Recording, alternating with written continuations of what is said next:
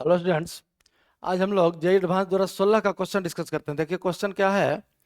A length scale depends on permittivity epsilon of a dielectric material, Boltzmann constant KB, the absolute temperature T, the number per unit volume n of certain charge particles and charge q carried by each of the particles. Which of following expression for L is are dimensionally correct? हम लोग को length के लिए चुनना है, इनमें से कौन कौन सा डायमेंशनली करेक्ट है। तो देखिए सबसे पहले परमिटिविटी का यहाँ यूज किया हुआ है। तो ऐसा हम लोग करते हैं, चूंकि एक्सप्रेशन में क्यू है हर जगह, तो हम लोग प्रॉपर MLT वगैरह के टर्म में डायमेंशन नहीं लिखते हैं। एक काम करते हैं, देखिए कुलम्स लॉ आप लोग पढ़े हैं, F इक्वल्स के वैल्यू में आ जाएगा 1/ε0। 4 पाई कांस्टेंट छोड़ देते हैं क्योंकि डायमेंशनल एनालिसिस चाहिए हमको। क्यू स्क्वायर k² अब यहाँ से अगर कांस्टेंट को छोड़ दिया गया है, 4 पाई ध्यान रखिएगा, सिर्फ डायमेंशंस लिख रहे हैं। यहाँ से अगर एप्सिलॉन नॉट का हम लोग डायमेंशन लिखें तो एप्सिलॉन नॉट का डायमेंशन आ जाएगा क्रॉस मल्टीप्लाई करके Q²/F×R²। अब देखिए अगला है आपका बोल्ट्जमान कांस्टेंट। तो हीट में आप लोग पढ़े होंगे थर्मल एनर्जी हर पार्टिकल के pass on an average 3/2 kT के बराबर होता है, जहाँ T टेम्परेचर एब्सोल्यूट टेम्परेचर। अगला ये एब्सोल्यूट टेम्परेचर भी दिया हुआ है, T हमारा टेम्परेचर ही रहेगा। और E देखिए एनर्जी है। एनर्जी का अगर डायमेंशन हम लोग फोर्स के टर्म में लिखे हैं तो इसको लिख सकते हैं फोर्स इंटू डिस्प्लेसमेंट, वही एनर्जी का डायमेंशन होगा। तो K का डायमेंशन अगर यहाँ से हम लोग लिखे हैं, नंबर से कोई मतलब नहीं है, डायमेंशन सिर्फ लिख रहे हैं, 3/2 को छोड़ देते हैं।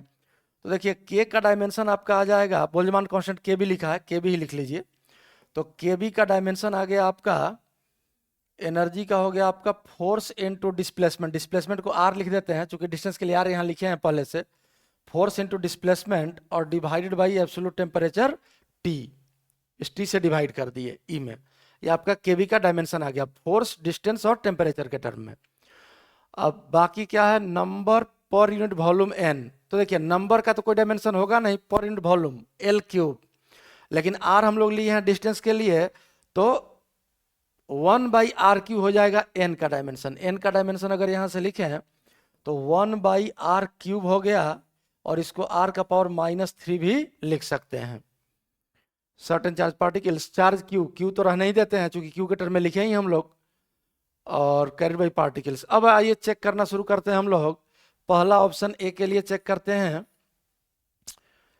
L इक्वल्स, पहले इस रूट को चेक कर लेते हैं L के बराबर है कि नहीं। बराबर होगा तो सही, बराबर नहीं होगा तो गलत। यहाँ क्या है, NQ²। तो देखिए NQ² एक बार टर्म लिख लेते हैं, divide by epsilon KB into T। अब यहाँ से देखिए इसका वैल्यू आ जाएगा n का वैल्यू आपको दिख रहा है r का पावर -3, और पूरे का स्क्वायर रूट है। ये पूरे का स्क्वायर रूट से मतलब नहीं है, पहले सॉल्व कर लेते हैं तब रूट ले लेंगे एक ही बार। इंटू Q² रहने देते हैं, डिवाइड बाई एप्सिलॉन। अब एप्सिलॉन का देखिए क्या आया है, Q² डिवाइडेड बाई FR²। तो डिवाइड बाई FR² ऊपर चला जाएगा, FR² ऊपर चला गया, ये एप्सिलॉन लिख लिए।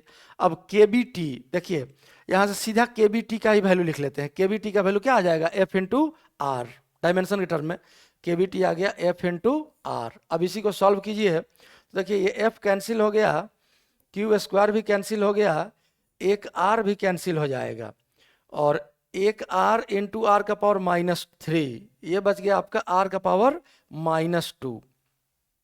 तो अगर इसका रूट भी ले लें, स्क्वायर रूट हम नहीं लिखे हैं किसी का, अगर इसका रूट ले लें L² लिख सकते हैं।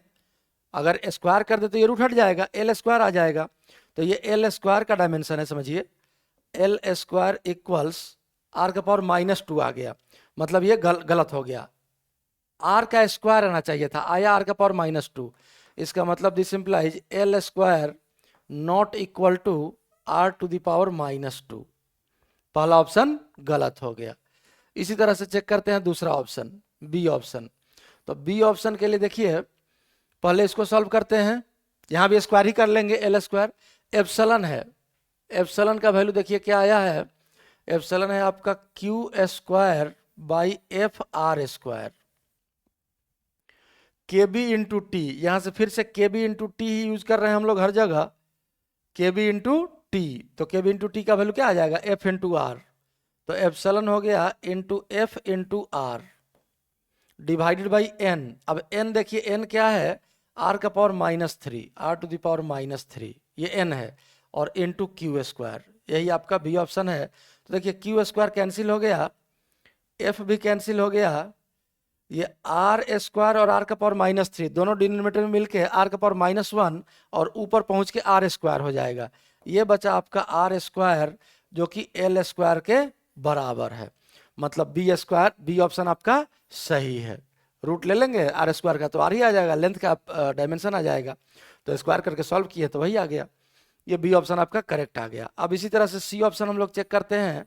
सी ऑप्शन देखिए, स्क्वायर कर देते हैं यहाँ भी, तो टर्म है आपका Q square divided by epsilon N to the power 2/3 और K B into T. Q square को रहने दीजिए, वैसे ही एप्सिलॉन का वैल्यू लिखिए। वहां से एप्सिलॉन देखिए क्या है, Q square divide by F are, तो डिवाइड बाई एफ आर चला जाएगा न्यूमरेटर में, और n टू द पावर 2/3 है। अब ध्यान से देखिए, अगर इस n का पावर 2/3 कर दे तो यहाँ भी 2/3 करना पड़ेगा, तो 3 और 3 कैंसिल और r का पावर -2 बच गया। n का power 2/3, r to the power -2, और K B into T, K B into T का वैल्यू आ जाएगा f इंटू आर। अब यहाँ से देखिए f इंटू आर ये कैंसिल हो गया,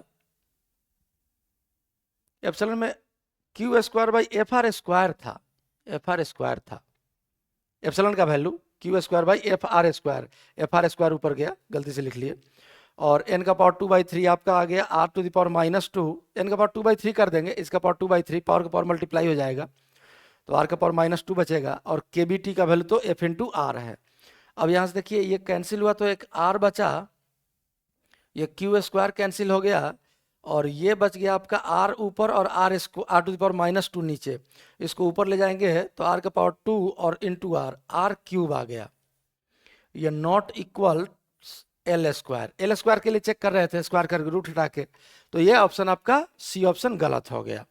अब इसी तरह से डी ऑप्शन चेक कर लेते हैं हम लोग। डी ऑप्शन के लिए देखिए, पहले टर्म देख लीजिए, Q square divide by epsilon n to the power 1/3 है यहाँ, into K B T, value put कीजिए, क्यू स्क्वायर रहने दीजिए, एप्सिलॉन का वैल्यू पुट कीजिए, यहाँ एप्सिलॉन है Q square by F R square, तो क्यू स्क्वायर यहाँ रहा और divide by F R square ऊपर चला जाएगा, एफ आर स्क्वायर, और n टू द पावर 1/3 है। अब n का पावर 1/3 यहाँ लिखेंगे, पावर का पावर मल्टीप्लाई हो जाएगा, 3 कैंसिल, ये हो गया r का पावर -1, और K B into T, K B into T हो जाएगा f इंटू आर। अब यहाँ से अगर इसको हम लोग सॉल्व करें तो देखिए क्यू स्क्वायर कैंसिल, एफ भी कैंसिल, और r का पावर -1 1 हो गया, और ये बच गया आपका आर स्क्वायर जो कि बराबर है किसके, एल स्क्वायर के। स्क्वायर करके सॉल्व किए थे रूट हटा के, मतलब डी ऑप्शन आपका सही है। तो ये डायमेंशनल एनालिसिस, अगर हम लोग एप्सिलॉन को फोर्स, चार्ज और डिस्टेंस, और केबी को भी फोर्स, डिस्प्लेसमेंट और टेम्परेचर के टर्म में लिख के सॉल्व करें तो आसानी से सॉल्व हो जाएगा, और सॉल्व हो गया, और इस क्वेश्चन का आंसर है बी और डी, और यही इसका सॉल्यूशन है।